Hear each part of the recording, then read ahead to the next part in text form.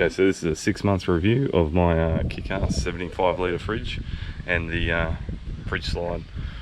So I've done my first major trip at the end of last year. I did Cape York, and it was pretty good. I don't have much bad to say about the fridge overall. I'm just going to slide it out for a sec. It really held up well. You can see the bag's in still pretty good condition. I did wear it down a little bit by stacking some stuff on top of it when we were up there. All in great shape. My dog did that, so no fault of anyone. The only things I did find, the slide itself, the Loctite wasn't the best on the actual slide, and it sort of came off. So I had to basically rebuild the chopping board on the bottom. There's all these little screws here had come out that are just up in here. I Loctite them back in, but all those nylock bolts, they stayed in there sweet. The strap that I mentioned in the first one, I did end up scrubbing it off a bit, but I will show you underneath the fridge slide where there's been a bit of damage up there. The only issue I had while I was away, the temperatures kept swapping and turning up. It only happened once. Contacted the support team and they did get back to me. I sort of just left it off for 20 minutes, but also cleaned it, and it come good. So yeah, it's been to Cape York and back. The major thing that I didn't like about the design was these plugs that are in the bottom. Yeah, they're super handy. I cracked an egg in here while we were on the telly track, and I had to clean it out. So I just pulled that out, not even thinking. But the bag doesn't have any holes in it underneath the drainage, and neither does the slide. So it all just went into the base of the bag, and the bag got super filthy. My bad for not even looking. Yeah, it just filled up. It's all kind of gross in there, so I had to pull it out and clean the bag, which was a bit annoying while I was on the telly. That's what I ended up doing at the back to hold that cable in. One of the guys on the previous video said to get the ARB anaconda or snake, so I'll definitely do that. No issues with the mounting or the actual slide moving around on the telly, so that was good. I'm just going to pull this fridge off and show you what I was talking about.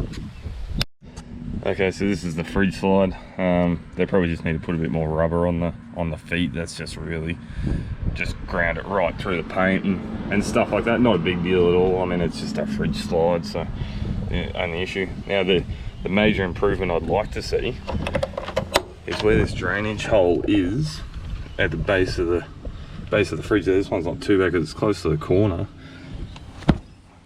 If they had a little Velcro patch, or just even a hole directly below it, so you could just pop it out, even pop it over the side like this, or two laser cut holes directly below where the drains would be, and then you can slide the fridge slide out like I've got here.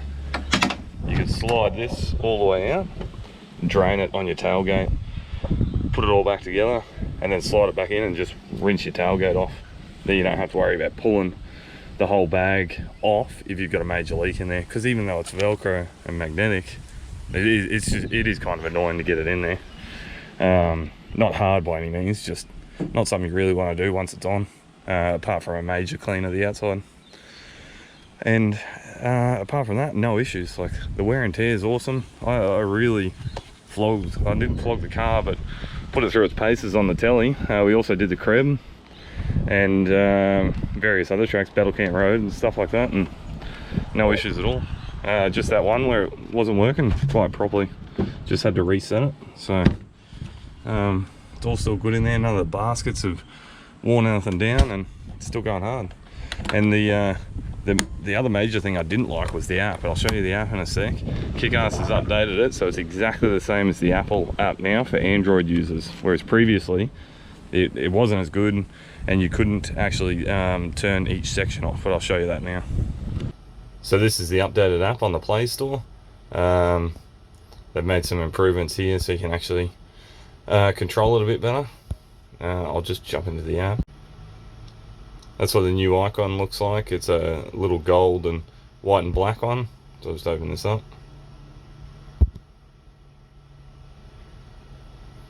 connect to my fridge.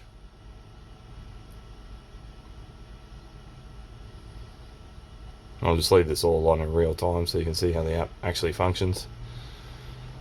So home screen's all the same. Turn it on and off.